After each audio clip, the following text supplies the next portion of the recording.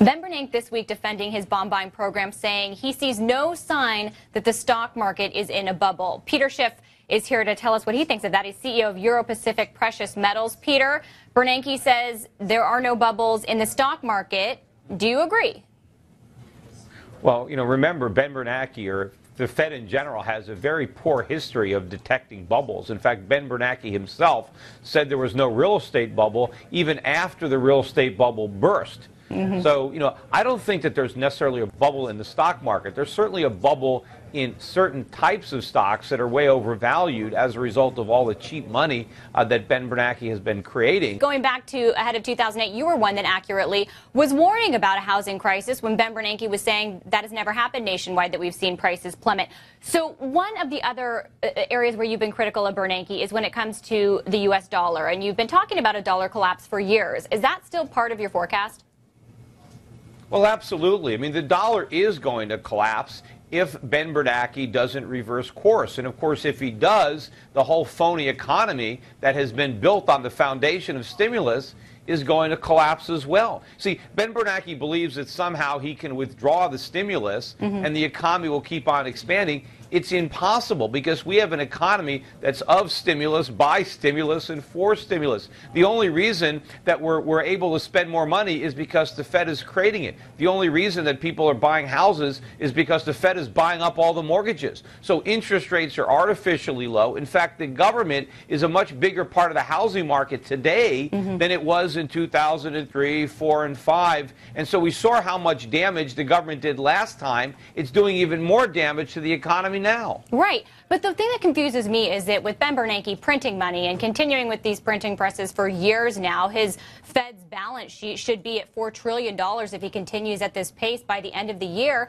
You would anticipate that perhaps this would act to devalue the dollar, but we've seen the dollar index increase 4% so far this year. Some think it's going to be a much more sustainable increase. Why is that? Well, first of all, you have other central banks that are being equally or almost as reckless as ours. Look at what's happening in Europe. Look at what's happening in Great Britain. Look at the Bank of Japan. So when you're talking about the dollar relative to another fiat currency where the central banks are also being reckless, then it's hard to see how much value the dollar is losing. But look at the prices of the things that we have to buy. The Fed claims there's no inflation, but there's plenty of inflation. And if you look at the prices of food and energy, you can see the results. But one thing that's been supporting the dollar is the fact that it's still the reserve currency. So people still buy the dollar when they're worried about other currencies, even though there are greater problems in America than in the countries where people are worrying about the currency. But at some point, that is going to change. People are going to realize or call the Fed's bluff that our economy is stimulus-based. There is no real exit strategy. The Fed is going to print money indefinitely. In fact, right now they're buying $85 billion a month of mortgages and treasuries. Pretty soon they're going to have to up the size of that. They're going to be buying more than $100 billion a month. Right. But Peter, the dynamic that you just described, isn't that going to continue for the foreseeable future? I mean, look, Bank of Japan is just getting started in their massive efforts to devalue the yen. So as long as this all continues, people rush to the U.S. dollar when they want safety in times of crisis, which seem to be plentiful these days, as we've seen with Cyprus this week and any other given day for the last several years. Isn't this going to continue, and won't that just continue to benefit the dollar? It won't continue for the foreseeable future. It can continue in the immediate future. But you mentioned Japan. They just came out this week with their 8th consecutive trade deficit.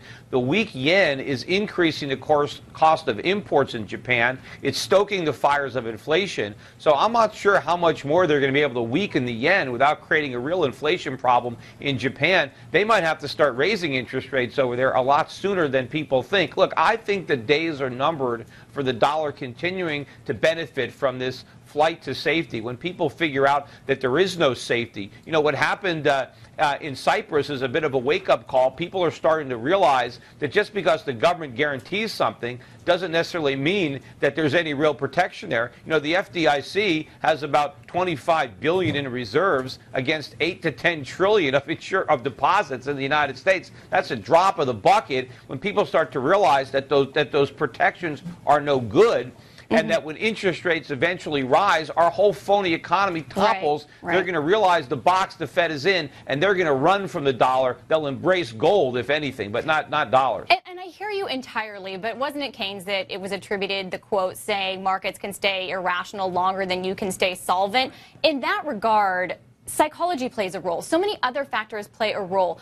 Would you at least concede, you've been right about a lot of things, but would you concede that dollar bears like yourself have gotten it a little wrong and maybe anticipated that the dollar would really be damaged more than it has been in the last few years? The only way that you can say dollar bears have gotten it wrong maybe is on the timing. But if you look at where the dollar index is, you said it's around 82, that's near its historic lows. You know, as of a few years ago, the lowest the dollar index had ever traded was 80. And the only time it actually went below 80 was in, I think, 2000, right before the financial crisis of '08, and then after it, it got down to the low 70s. But you go back to the year 2000, the dollar index was what, 120? You know, so I've been talking about a weak dollar. The dollar has been weak.